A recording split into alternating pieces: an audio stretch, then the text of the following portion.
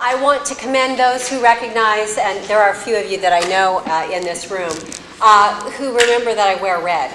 I'm kind of known as the lady in red as kind of a personal branding thing, but one person went so far as to say, you know, you have kind of a circus master look. And I thought, you know what? Subliminally, that's what I've been doing to CMS and these federal meetings all this time, being kind of a ringleader, ringmaster, and now someone has peeled back the layers and is on to me. Okay, yes, this afternoon we're going to kind of parlay what happened in our first session and now wrap it around actual reimbursement numbers and take a look at a few other models and use that as a demonstration in which how health equity, social determinants of health are really driving reimbursement and policies. I'm just going to invite you to remember to kind of look through the lens like we did earlier today, to remember that although health equity is such a simple statement, the attainment of the highest level of health, that truly we won't be satisfied and we won't be able to say we have met that unless we truly take into consideration that real health equity is we're only as healthy as the least healthiest person.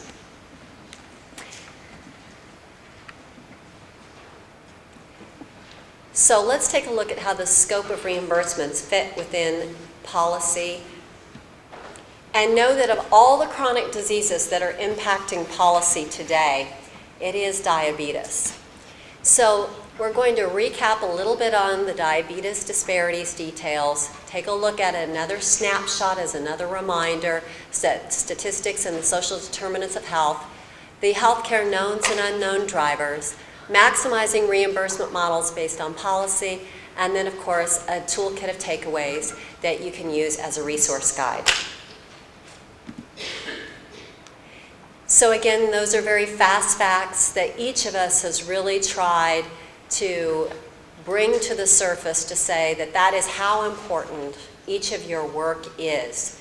Because while it may be only a group of patients that you see, when you look at those large numbers, you see how important it is to have the programs in place as well as more innovation models in place to care for who is already diabetic, who we can help prevent from being diabetic, and those who are already in the pre-diabetic stage so that we can easily correct some of these ways to stave them from being full-blown epidemics.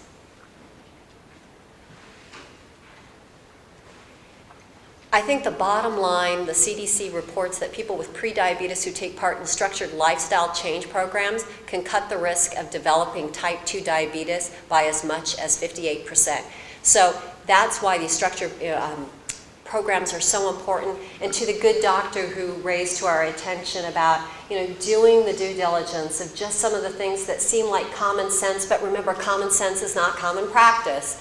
Eating the right foods, exercising, and doing those things that are really very self-care driven can serve as major cutting points to lessening and debilitating and recalibrating, if you will, where those numbers are. So now let's take a look at the health inequities from a little bit different lens. So the burden, now we're talking about the burden of not just the numbers, but what the burden means to the dollars, and then the impact that that has through the social determinants of health. So 10.8% of non-Hispanic blacks, 10.6% Mexican Americans, 9.0% of American Indians have diabetes compared to 6.2% of Caucasians. And I would say of that number of our multicultural brothers and sisters, that the American Indians are the highest, most rapidly increasing.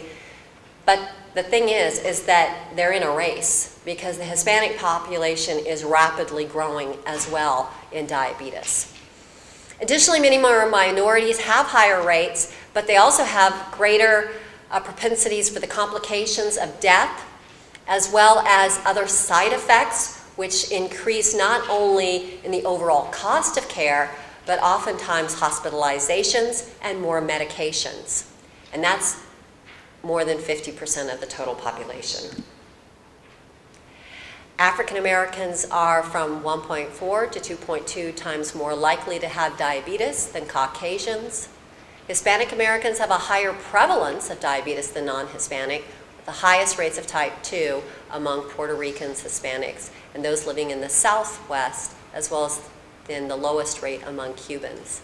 The prevalence of diabetes, as I'd mentioned, American Indians is 2.8 times higher in the overall rate. And much of that has to do with historical trauma and other types of complications that, quite simply, a lot of us really don't face, and we forget how much we take for granted. Major groups within the Asian and Pacific Islander communities also have a higher prevalence than Caucasians. So when you take a look at this graph, the white print is a little difficult to read, but what it says is the Latino population 65% or more likely to be diabetic. African Americans 40% or more likely to die from a stroke. American Indian and Alaskan Natives 15% or more likely to have a heart attack or CV-related event. Asian American and Pacific Islanders, 80% are more likely to die from liver cancer. So as you can see, it starts out as just diabetes, but it's not just diabetes. Diabetes really rules how other complications can then become other types of diseases. So we talked about earlier the social determinants of health, and I chose this time to purposely look at the determinants of health from a slightly different view, because we also see that there's other things in play, if you will, that also make up the social determinants of health. So if you take a look at the first round of bubbles, where the social determinants of health is in the center, those are pretty much what we talked about earlier. Although we really did not highlight healthy child development, which is so important for those of you who work in child maternal health, those of you who work with anything in child development, early education. That training and education and monitoring needs to begin at such a young age. We also didn't talk too much about personal health practices and coping skills, but again, a lot of these things are very stress related. There was an individual who had mentioned that oftentimes when you find success in a diabetes program, it's often linked to a person not only feeling better about themselves, but that person can go from maybe having had a larger predisposition to be depressed, but just being able to regulate one's diabetes can draw back out that person to be less depressed, if not depressed at all.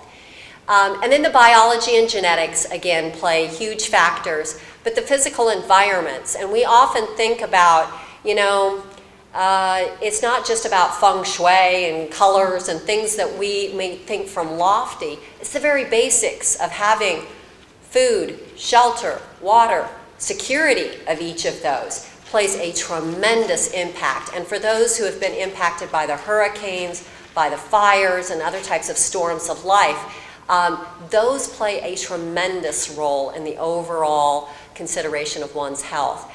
But also at play, let's move over to the other graphic, is the social determinants of health, which we are now just beginning to talk about. And those are really the mind, body, soul, thought processes, and what we think is often how we feel. And so, since that's a little bit smaller graphic, those social determinants of health include the historical determinants. And that's when we talk a little bit more closely to some of the things of historical trauma that American Indians and tribal nations have had over the years that have been passed from generation to generation. We talk about the connections to spirit and spirituality and how that impacts our culture of health and our social determinants of health. It's our connection to our body, and it's also the connection to our soul. and what we carry around and what we are burdened with. It's also about how we think and how our emotions are. It takes 7 times to see these slides before I could expect any one of you to remember what was in one previous slide. It takes over 30 days to hardwire our behavior to have one habit, to break it or to make it. So we're very interconnected to who we are, what we carry around, that which is spoken and that which we are not spoken. And so oftentimes when we see our patients, we see them only for their blood lab. We see them only for what did they just do in the last 24 hours. But we're complicated. And we carry around a lot of stuff that has everything to do with diabetes and other chronic diseases. So the second icon is becoming much more important to the relevancy of our day-to-day discussions about how we even think about social determinants of health and how that equates to patient-centered care and those outcomes. So the diabetes risk factors, again, we think about overweight and obesity, poor diet and behavioral thoughts, changes, and actions, the history and genetics. Again, a lot of this is very social determinants of health related. We think about those behavioral choices that we make with exercise or smoking, and then the impacts of high cholesterol, and then the impact of not having enough mobility and exercise.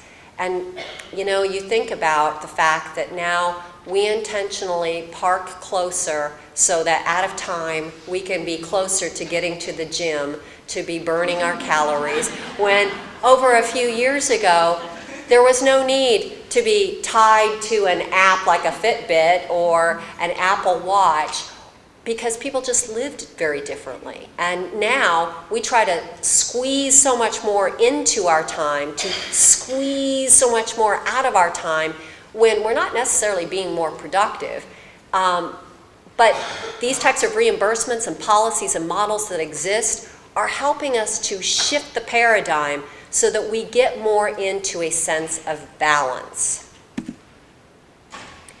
So diabetes policy and care management, with nearly 2 million new cases of diabetes diagnosed annually, type 2 diabetes is a costly public health issue. And remember, we already discussed earlier today, we all work in public health. And that challenges our capacity to respond to the patient level in a comprehensive and system-wide manner. It also makes it a little bit more difficult when we don't have reimbursements on technology to be as real-time effective because of the accessibility issues. So advocacy, grants, collaborative initiatives, training, and leadership are going to become more and more important. And the grants that you're going to see that are starting to come out are going to have the ability to write into advocacy, leadership training, retention and recruitment, because those are going to be deliverables we're going to have to count on moving forward to have the head count, to treat the head count of chronic disease diagnosed individuals. So now let's pay attention a little bit more to what's in red. So the burden, let's go back to what we were talking about, not the burden of the person, but the burden of the cost and those drivers. $74 billion with $116 billion in excess medical expenditures and $58 billion in reduced productivity. That's diabetes. That's diabetes in a snapshot outside the living body with the heartbeat and the soul.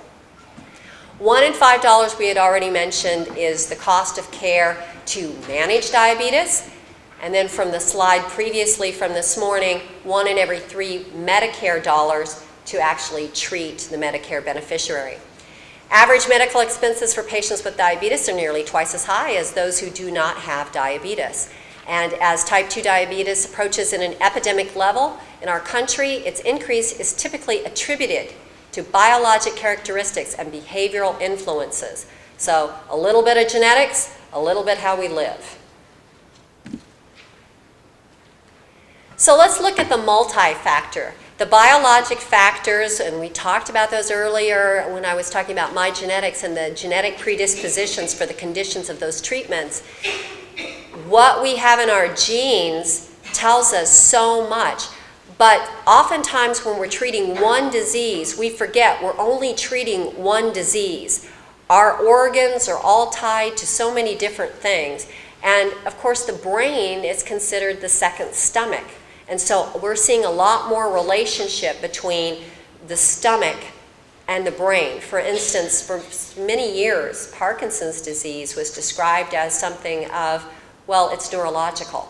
But actually, it begins in the stomach as, it's a gut enzyme and it's an inflammation, but Parkinson's begins in the stomach. So, you know, these things, as we continue to do research and clinical studies, we find that the manifestation of how things are, we have to keep recalibrating and keep learning and adjusting to how these things are, because one disease does have a cyclical effect. Behavioral influences such as physical inactivity and inadequate sleep. I'm pretty safe to say if we could all agree on one thing today, we probably don't get enough sleep. And that controls so much about our glucose levels. It controls so much about our hormone levels. And then that controls so much about our metabolic responses.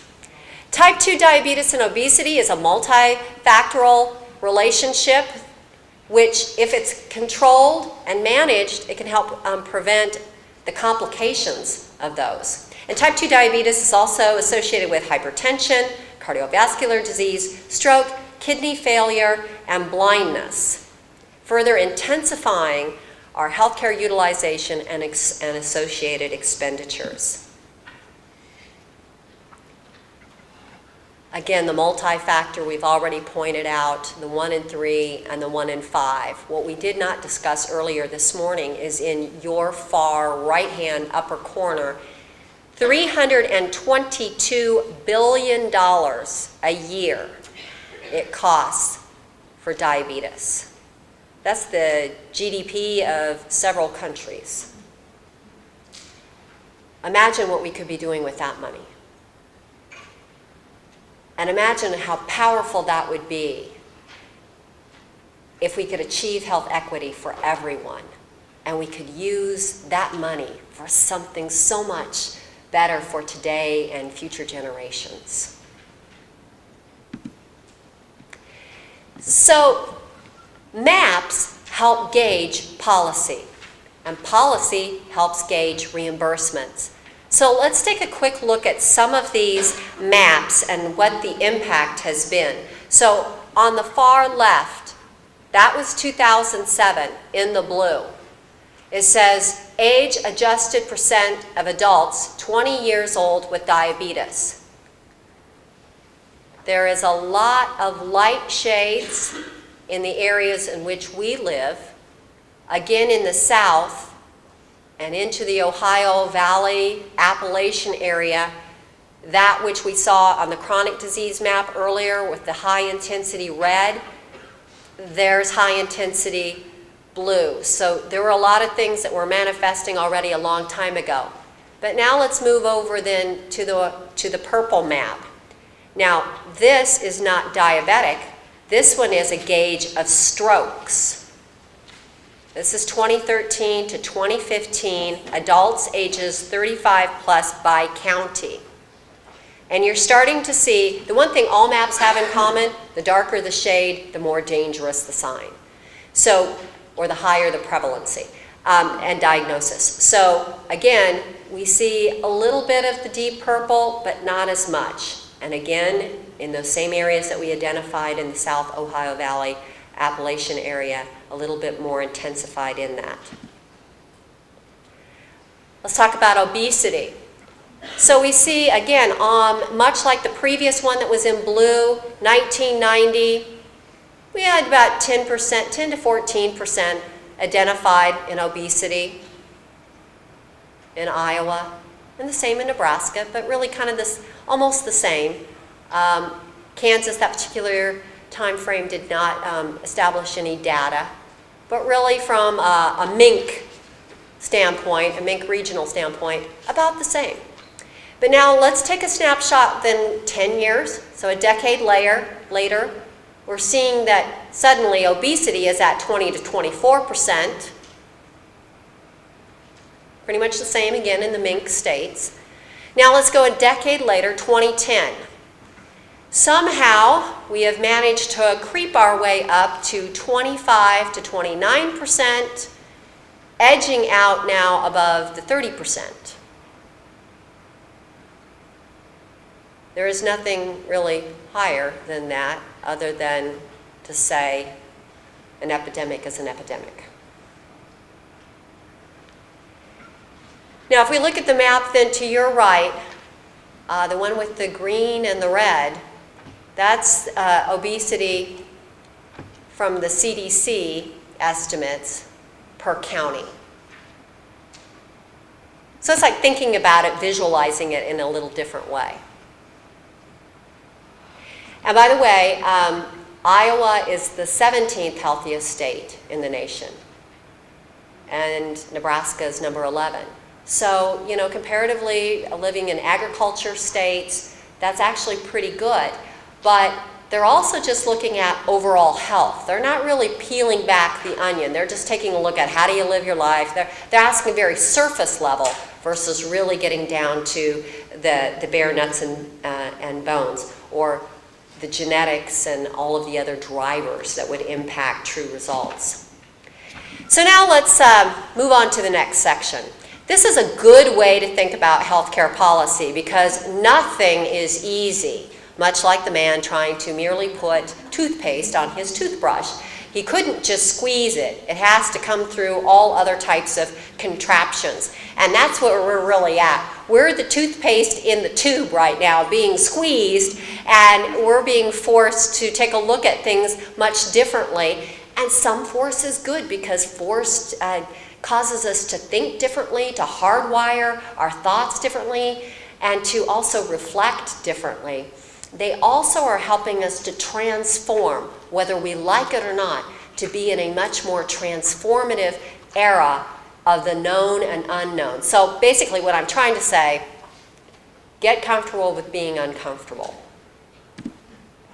So now let's move on to the policy shapers and reimbursement. So these 8 areas tend to have the largest impact on where policy and reimbursements are today. So the ACA and healthcare reform, we talked about that one earlier this morning. Status of insurance exchanges and premium increases. Many states only have 1 or 2 insurance payers left in the market, which they're seeing their premiums increase. And so there's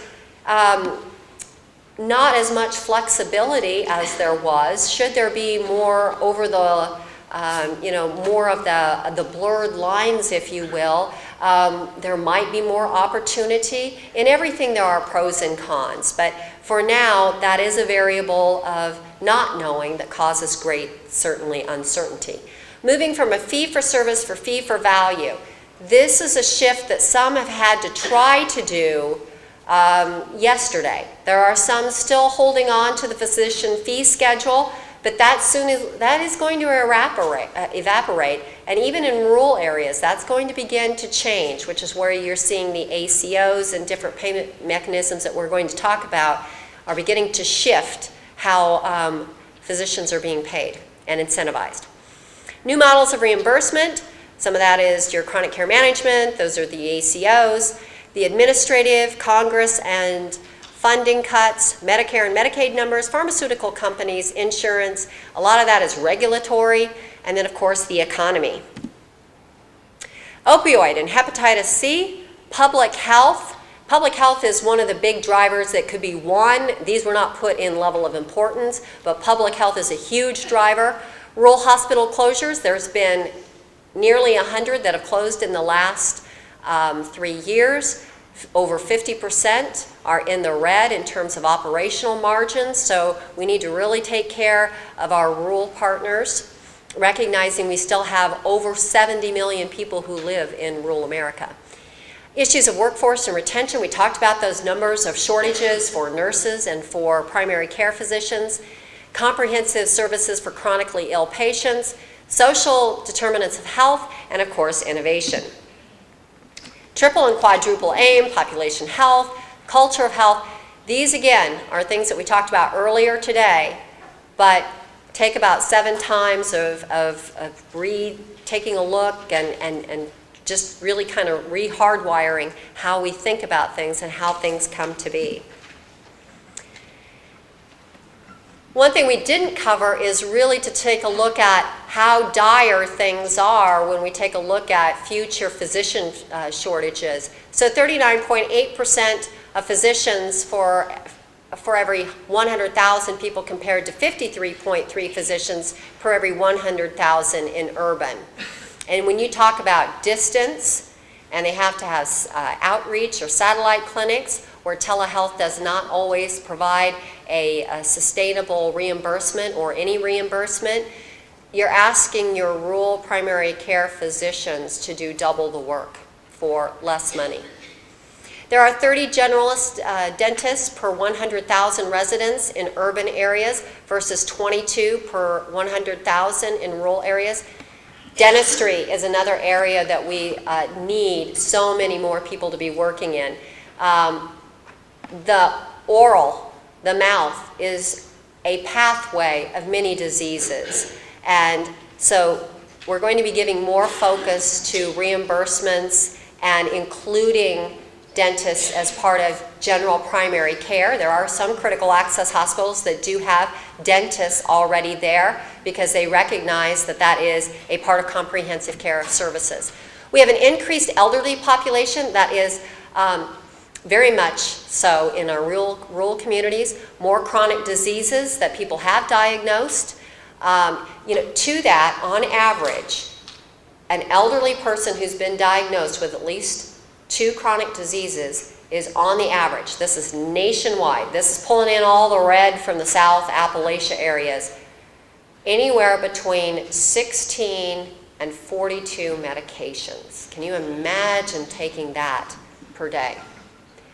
And more multicultural populations and diverse needs. Even when we take a look at this country, how the demographics and the population shift will change by 2030, we have plenty of time already being reactive to try to get as proactive as we possibly can so that we can face population changes that are happening increasingly so every year.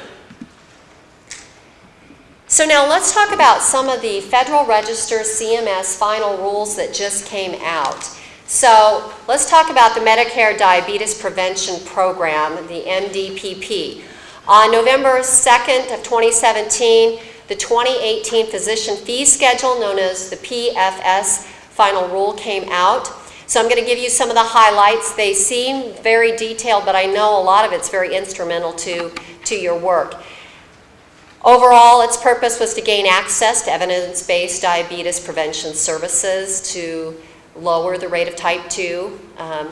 Its expansion came out of an innovation model, which was already mentioned. Structured intervention contains 16 core sessions, has a goal of 5% weight loss by participants, and its final rule also has details for those who are participating in AAPMs, which I might also then address too as we move forward, why you have some of these, like a Denver Health, who are very ramped up to participate in some of these, because this affects how they're incentivized and their performance reimbursements in ACOs and then moving forward in MIPS and AAPMs. So what I'm saying is, quite simply, if they choose to focus on what costs them the most, and for every physician they would most generally say that it is diabetes, if you can have more help and more models that help support diabetes, it's going to help you in some of these other models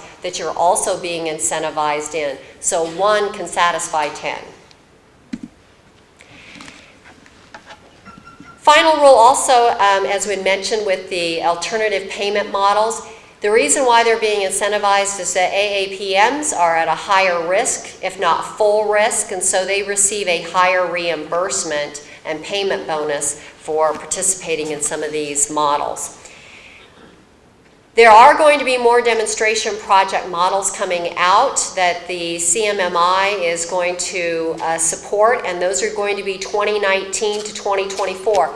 So I would advise you to think about when there's that RFI that's due on Monday where you want to submit how you're thinking about things. You might be thinking about what it is that you might want to do as a pilot project, recognizing that it takes CMS a while. They might choose 10 and they might put 10 in the hopper, so to speak, and you would already then be one of them that would be on that list. But to think about how you could expand these programs and add a caveat or a twist to them. So approved applications submitted prior to 4/1/2018, the effective date of billing will be 4/1/2018. For those received after April 1st, the billing privilege will be the date of the application submittal. You will be using a new application that will be available beginning January 1st. And there are corrective action plans. So if something is denied, you do get a second go around to be able to submit it. But I will say that they will be paying very much attention to, as they do every year when there is a new year and they've changed those final rules. They want to make sure that you are up on how they've changed things. And they have changed things in every category. If a beneficiary develops diabetes during the MDPP services, the diagnosis doesn't prevent the beneficiary from continuing the program. Ongoing maintenance, there's a 1-year limit for ongoing maintenance sessions for a total of 2 years. At one time, it was going to be 36 months. They have decided that it's going to be 24 months is suffice, and often that's very difficult to keep things on a regular basis of maintenance. And beneficiaries must still attend at least 2 to 3 monthly sessions, maintaining a 5% weight loss to be eligible for additional intervals. Performance-based payments are tied to the payments of the performance goals based on attendance and or weight loss. It will focus heavily on the beneficiary's weight loss for final payment structures. There's a greater focus on beneficiary attendance. Again, since they've already done this, they really want to say attendance, much like a college class or any type of class. It's more effective, more long-term when you're conditioned to be in attendance. And suppliers will receive payment for beneficiaries who attend 2 to 3 monthly sessions with a core or the ongoing maintenance interval. Now, there's a handout in your packet on that also. And for those of you who really want to read, I'd look up MDPP under the Federal Register, and it will give you a nice recap. One-time bridge payments are allowable this time if a beneficiary changes suppliers after the first session, that being the most important, first session. MDT supplier enrollment compliance forms may be eligible to enroll in Medicare as a supplier if achieve MDPP preliminary recognition or CDC full recognition.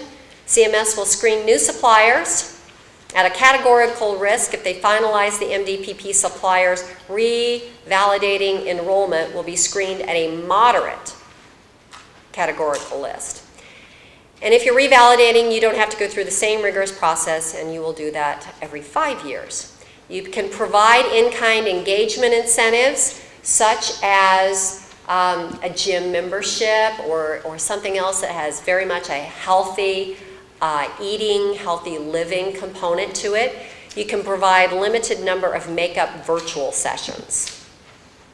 Now let's move on to the next category, a category I talked about earlier today, and that was the CCM, TCM, BHI. And healthcare could not have enough acronyms, but that's your chronic care management.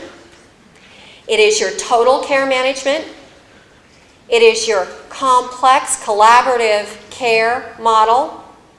And it is your behavioral health. Now, I also believe that inside your packet is information on the reimbursements for each of those, because those take effect on January 1st of 2018 also. So, the particular ones I'm alluding to, these are all kind of copied back to back because we want to be judicious on how we utilize paper. And you won't lose them either. But I'm talking about the long fine print where it talks about the addendums. CCM talks about what is it? Is it an initiating visit? Is it a consent? And then it talks about all the dot point details that you need to satisfy. I know it looks like a lot of work, but guess what? You've been actually doing this work. You just didn't realize it as you were going through the motion that you were actually putting this much detail to it. You probably also haven't been saying, you know what? Let me look up that CPT code for it. I bet there's a reimbursement. And that's where we need to hardwire our thoughts and think about that there is a generous reimbursement for each of these. And so if you go back to then the bottom page, it talks about the billing codes. So 2018, the billing codes are at the very bottom. Looks like about 9-point font, because it is probably 9-point font, but you see a series of those. But those are the codes that you're going to use. And I would say until you get really into doing this all the time, refer to these. This is what it's for. Or if you like the one that's a little larger, and who wouldn't like the one that's got a little larger print, it shows you what the rates are. So imagine if you're treating this patient, if you're applying a behavioral health assessment, you're getting an extra $269.17 for that particular patient. And then on another area, you're getting $134 and another $61.37. Now, this is ongoing. This is not a one-time thing. This is ongoing. So when we're caring for our patients, we want the best outcomes. We want both physician and patient to be engaged, and we want to also build our margins.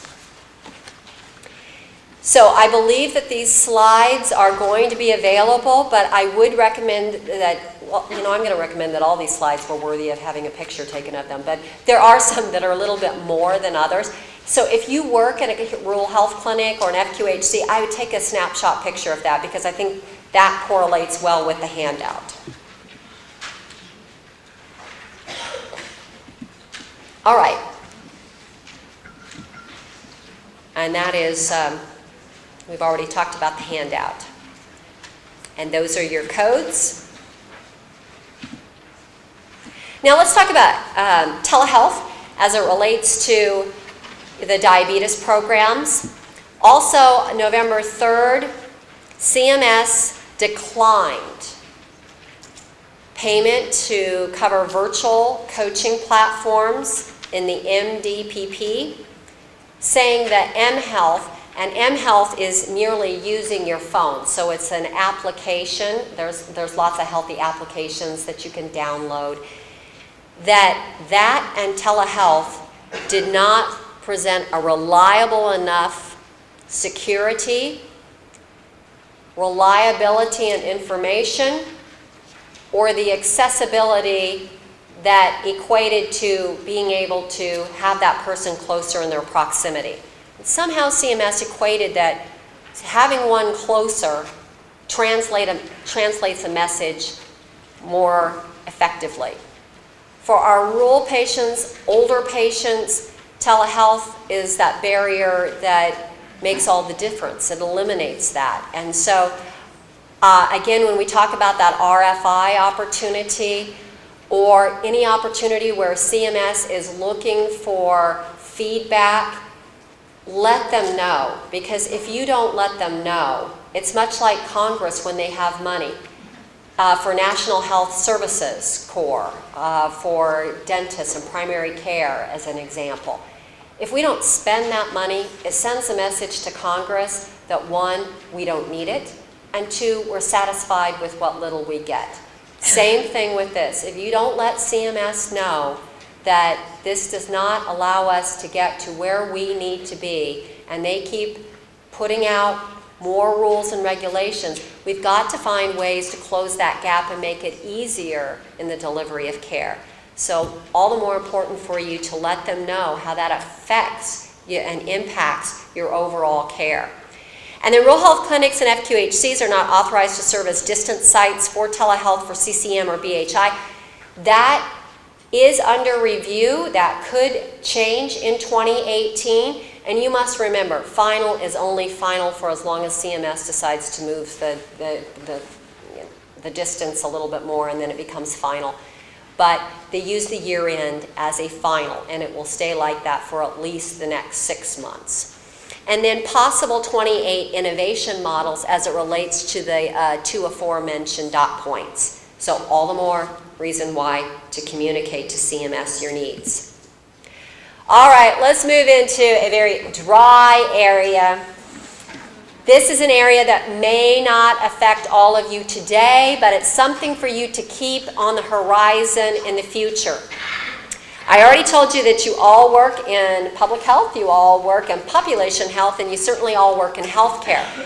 So this would affect more your nurse practitioners, your providers, your PAs, but it also affects those who participated in ACO. An ACO is an accountable care organization. But nonetheless, I felt that you should know this information. And so for those of you who want to know what MACRA is, it is the Medicare Access and CHIP Reauthorization Act of 2015. It replaces the SGR, the Sustainable Growth Rate, recognizing that it wasn't sustainable. And what is sustainable and not sustainable? It's the physician fee schedule. So they took a look at it and they decided, let's develop some models to incentivize our providers to treat our patients to get them healthier in a faster, more productive, outcome quality-based methodology.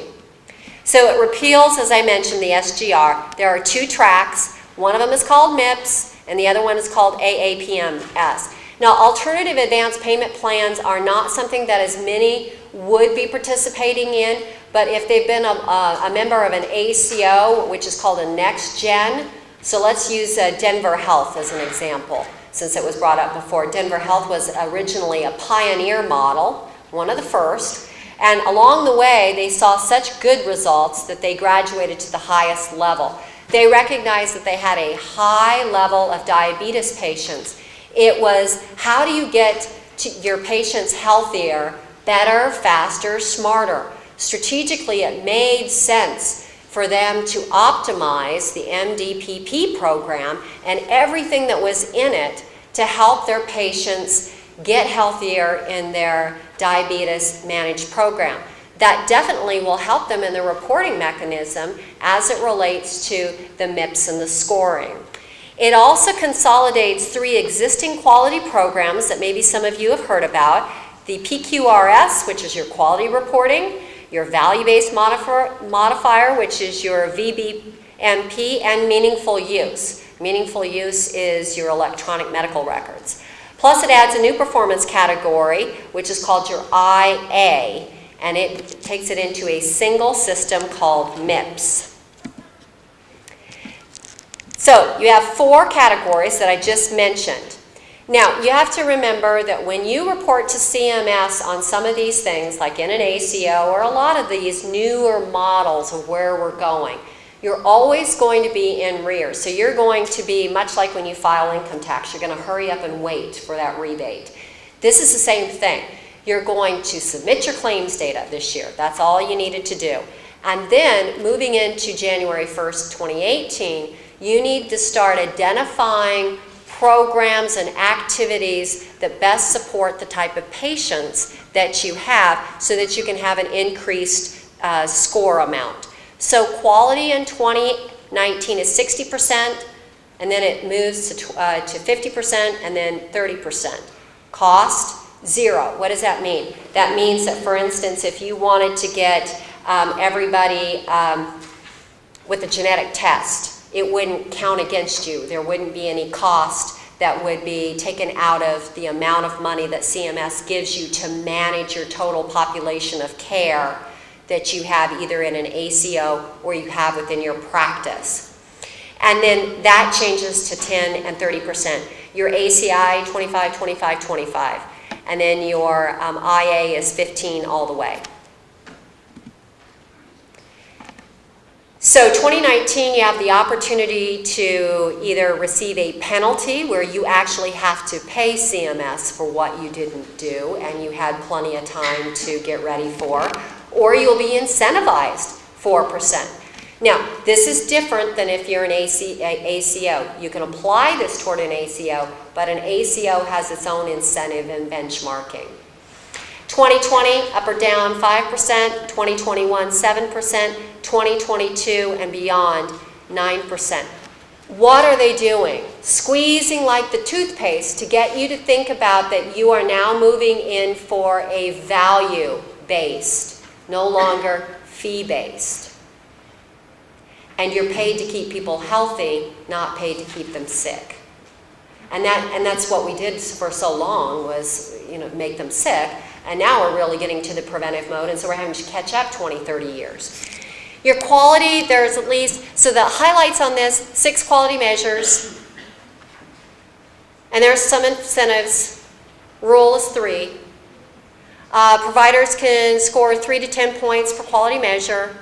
The goal is to get 100%. That's how you need to do the math. You want to get 20%. Resource use, there's no reporting requirements for eligible clinicians. It's weighted at 0%. A lot of this is the breakdown of the grid that I already showed you.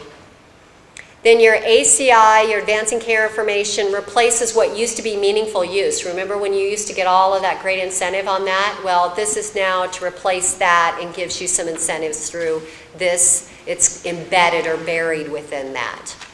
Then you can earn up to 150%, 155% capping at 150 for required reporting, 90% based on performance, and there is a hardship exclusion for some of those who have had either individual hardships, but more importantly those that went through fires and hurricanes. IA is a new category. There are 93 measures. So here's what it's important at this. You're not reinventing the wheel. Much of what you're doing in chronic care management, much of what you're doing for diabetic care as a provider or a nurse clinician or a PA would count for that.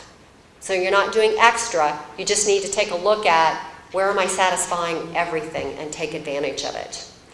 Now, for groups that have fewer than 15 clinicians, they only have to do 2 measures. And for those clinicians that have less than 90,000 in Part B medical expenses or ratios, they don't have to participate in MIPS at all. And again, these are just a little bit more detail about the bonus and change structures. This year they are offering virtual group agreements, meaning you can belong to the same ACO or the same group that is in another state. That virtual part, you can, to be a part of an ACO, you have to have 5,000 covered lives, but they're Medicare beneficiary lives when they're talking about this. A lot of rural don't have that, but the power that they can derive from each smaller practice across the nation, they can combine and become that. Hence the importance of virtual agreements. And then your reporting methods are based on your claims, your registries, your EHRs.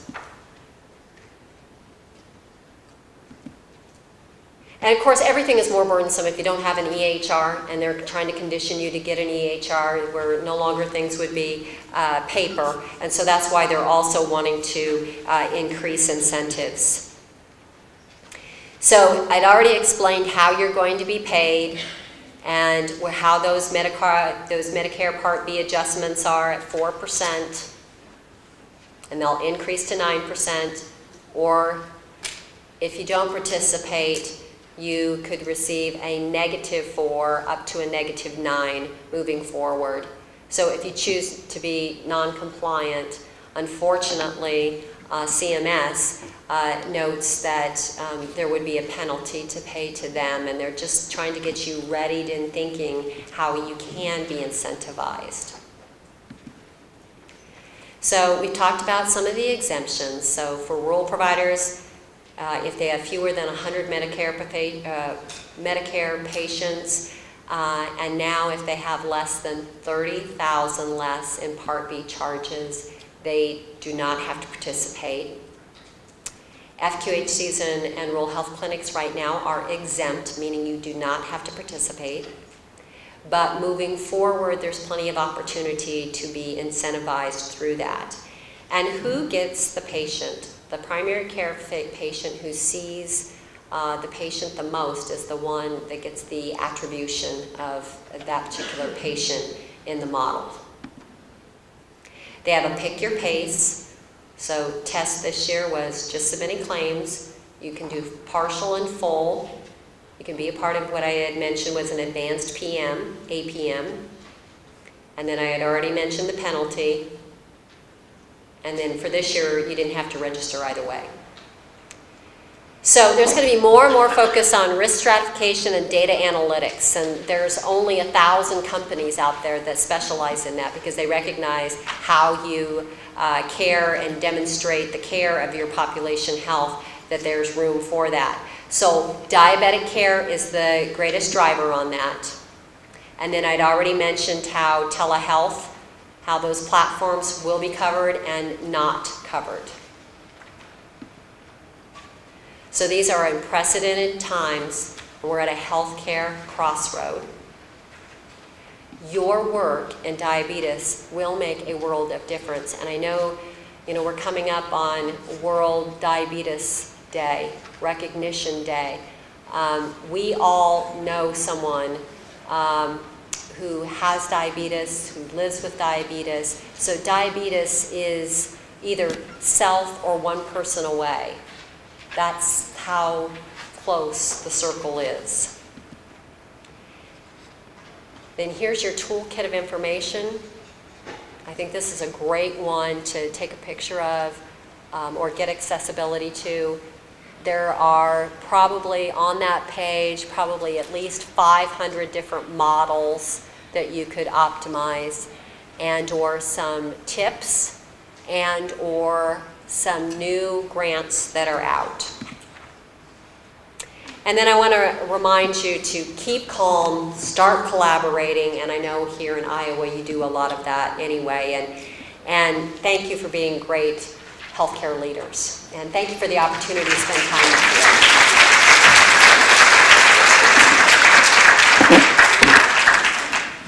Do we have any questions? We do. So one of the questions we have, the slides will be made available just for folks who are taking photos, then that we will actually have access to those hyperlinks versus trying to type all of that out in your URL. One question, would the virtual group have the same N-score for all members? How does this affect the physician compare score? Yes, so great question. So right now, Physician Compare is an interesting topic in and of itself. CMS is looking at two things. It was that they were comparing sizes, and now they might be going more toward comparing how you are in the proximity of those who are also participating. So more from a zip code distance standpoint to make it more competitive. Physicians Compare will be all the more under the radar after 2019 when those first results come out. Virtual agreements will become more and more important. This next year being the first year, there are 20 different elements to that on how those are managed. So if anyone is really interested in the details of that, CMS does have the opportunity to change that at any time, but they will probably give it at least 6 months. But take a look on the Federal Register, type in virtual health agreements, and it is actually one of those links that's offered, and it can tell you those nitty-gritty details. But the templates are there. How you should communicate to your physicians, it's there, all the communication tools. There is nothing left to wonder. It is very descript on what to do. Thank you. And another question here while we have the last 4 minutes, and this is just for your opinion. Do you foresee that licensing by state for physicians will be relaxed as telehealth increases and shows promise? I do, and I think that is an opportunity to help influence the payers on that. The more and more payers that become involved in CPC Plus programs, and the more and more payers who dominate certain states, like the Blues, those are going to be very important to work with them behind the scenes. They recognize that telehealth, any payer group does recognize, if the cost of care can be brought down with the same quality outcomes, they're positioned to think differently and to do pilot models also. So I think you're going to see telehealth with a reimbursement. I think the ECHO model that we talked about earlier today will help propel that and coverage for that. So I would likely think that telehealth would be more and more reimbursed. mHealth, I'm not sure.